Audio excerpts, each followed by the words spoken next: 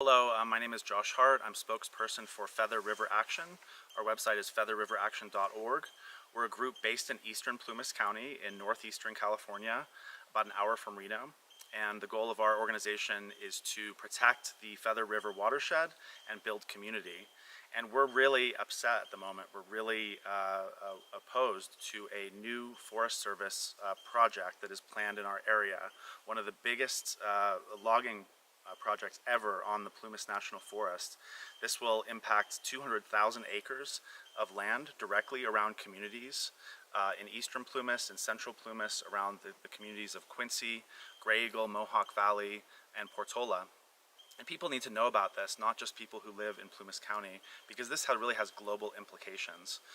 The Sierra have some extremely diverse, mature and old growth forest and habitat for many species.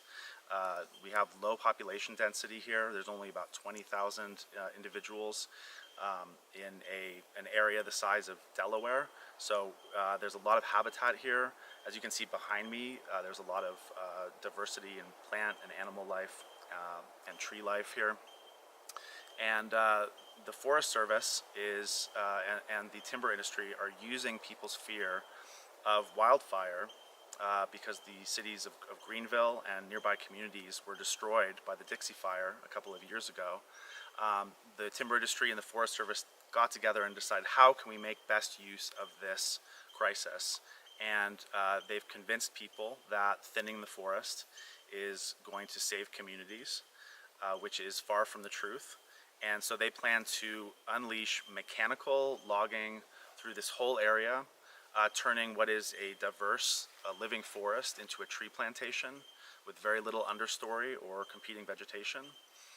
They plan to apply $30 million in herbicides to the surrounding watershed, including chemicals such as glyphosate, Roundup, known to be carcinogenic.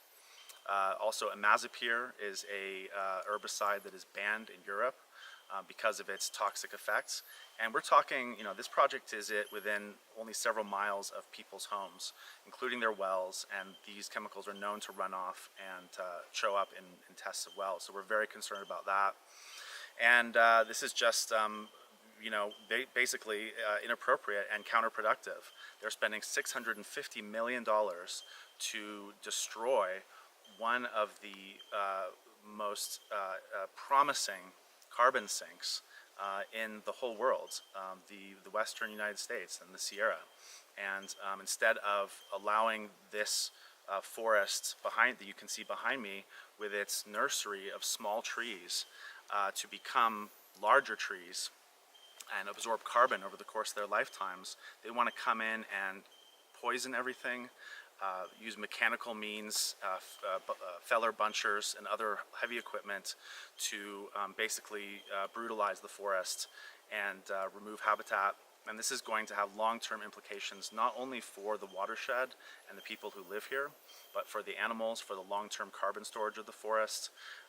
I'm concerned personally about the fire safety of my house that's nearby, and people who are in the community are concerned about the fire safety of their homes, because what happens when you thin these forests and you remove all this underbrush? This is all a wind block. When a strong wind comes through, when a community is facing the danger of a wildfire, you get high winds. And dense forest, yes, it is fuel, yes, it is habitat. It also blocks those high winds and mitigates that, so that people have longer time to evacuate, and that time can be critical, as we saw in Paradise when 85 people were killed. So because of the lack of notice and the lack of evacuation time. So the other thing that you do when you destroy the understory and come through and with mechanical equipment and clear a forest like this is that you allow the sun to penetrate the canopy, you allow the wind to penetrate the canopy, and you dry out vegetation, and that makes it more likely, not less likely, to burn and threaten nearby communities. So if we really want to save lives, save our communities, number one thing we have to do before anything else is harden our communities, clear 100 feet around towns, 100 feet around structures, make sure in particular that embers cannot enter homes through vents, make sure that vents are ember proof, because that is how homes burn down, it's how communities burn down. And so to be spending, for the federal government to be spending $650 million to do something that is counterproductive to the climate crisis, that will add to the climate crisis, just so people who are working on wood pellet factories can take this biomass and pretend it's green.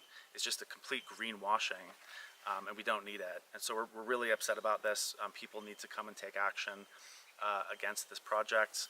They can certainly write their congressperson or the Forest Service, but we urge people while it's still here to come and experience Plumas National Forest, to come and experience these backcountry areas, and to put direct pressure and make sure that they know that this is happening across the West, and that these diverse forest areas that are now here may in a few years just become tree plantations.